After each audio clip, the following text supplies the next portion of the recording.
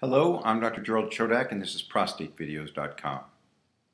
In this video I want to talk about MRI for staging a man with newly diagnosed prostate cancer.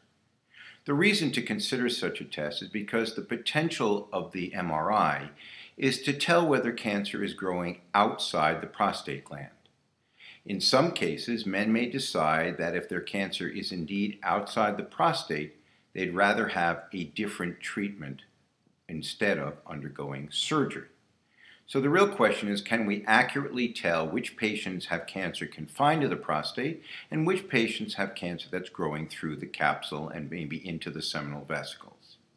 So the status of the studies that have been done so far show that yes, it's capable of doing it, but there's a significant inaccuracy rate, meaning that about 20 to 25% of the men who were told the cancer is localized actually have it outside the prostate, and about 30% or more of the patients who were told it's outside, it's really inside the prostate.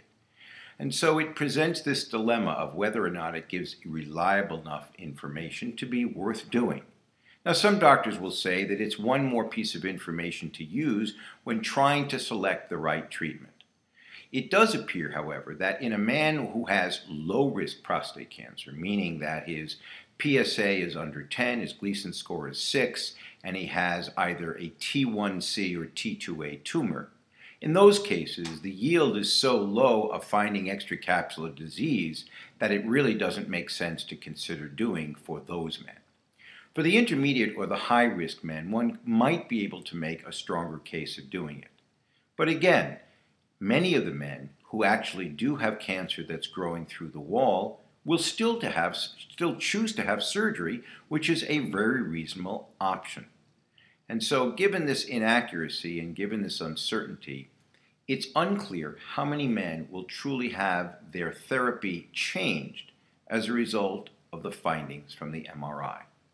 Now, one way to help get it better is to do what's called an endorectal MRI, in which the probe is placed actually through the rectum, and it gets closer to the prostate gland.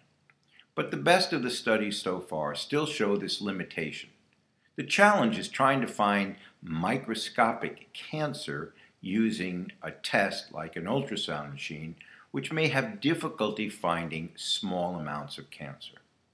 So the bottom line here is it's an option for staging. Some doctors use it and recommend it. But in most cases, it's not very helpful, certainly not for low-risk disease, and even for men for intermediate or high-risk disease.